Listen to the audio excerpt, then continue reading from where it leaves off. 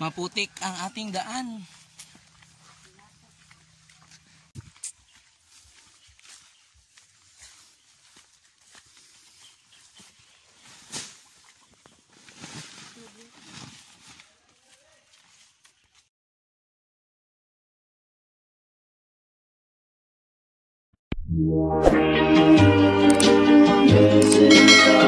Missing someone with all your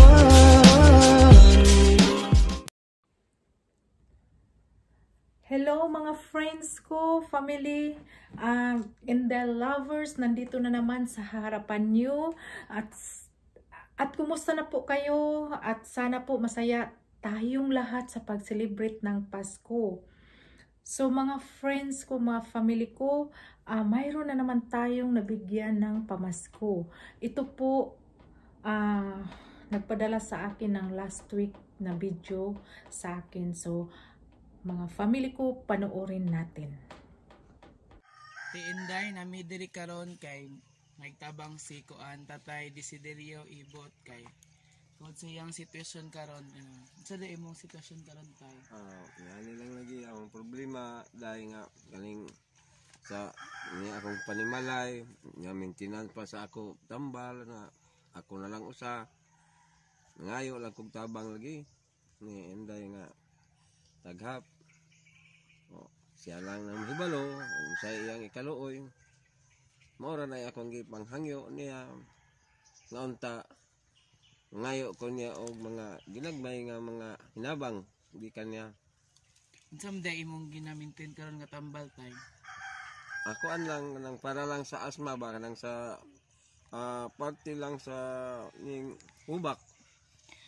Asma. Say pangalan ng tambal. Kuan ra man ay mga ginagmay ra man ang akong mga gigamit lang kay magkuy kuan lagi ng kwarta nga gamit kanang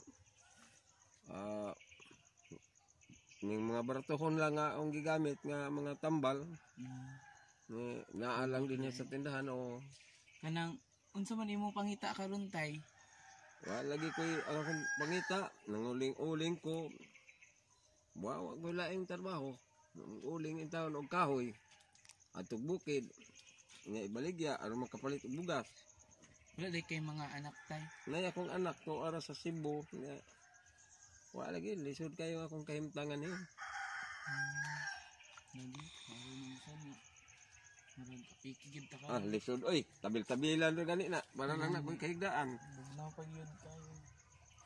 Asma. Napagyo asma niya. Oh, Ang anak. Kay kauban. Sige tay. Matod sa may yung ikastorya tay kay tinda. ako magpasalamat lang ko nga daan nimo day ug unsay imo ikatabang sa kuha. Kay ako niya nangayo ko nimo og mga pinansya o sa akong mga kahimtang ug diri napita.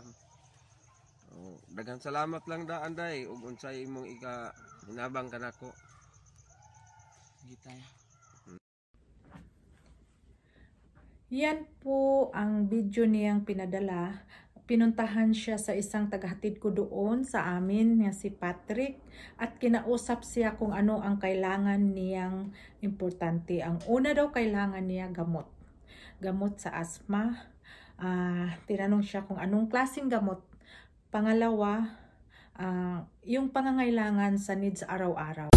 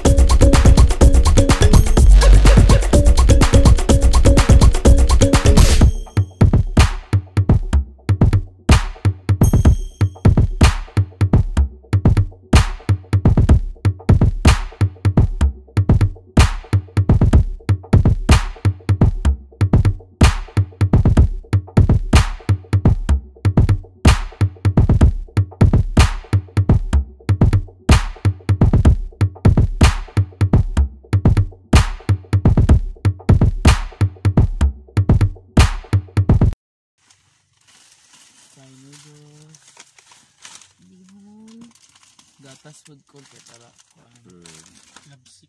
Na kay niste pang kuan mo ani. Apoy kindi. Okay. To, oh. Napay kuan kanin. Sabon. Sabon. Ari Ariel. mga dilata. Napakay haplas. Para sa ngipon, wala na tayong ngipon kayo. Okay ra. Dilata. Lighter. Kumpleto ni. Kanan di May sabon, shampoo. Apoy mga panakot. Sige. Unsa man imong maistorya ko? Ang akong ika-istorya, daghang kayong salamat Ninday nga sa inyong mga hinabang kanako nga sa akong kakabus, sa akong katigulangon. Daghan kay kog pasalamat ug ang Ginoo na lang man tigo kanimo. Then kuan ko. Ano daw ni Auntie Silly imong balay pod para makuanan pod ni. Yes! Salamat. Salamat sa Inday Lovers. Sa istorya nimo ko nga pakuanan imong balay. Ang akong ika-istorya, dako kay kog pasalamat o sa kang Inday ug sa tanan pa nga nag-abaga ining mga suporta nga ingon ani. Wa na lang kuy ilain ni kasulti ug ang Ginoo na lang intawon og magbalos kaninyo day. Hinay-hinay sa heart Daghang ang kalipay. Dugay-dugay gid mo ang bugas o daghan.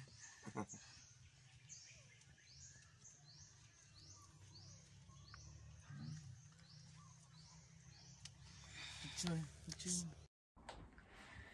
Yan po mga family ko, friends, ang nabigay natin na kaunti ni tatay at masaya siya nga nadinig ko at tinupad ko ang hiningi niya at kahit kaunti as long nakabigay tayo ni tatay.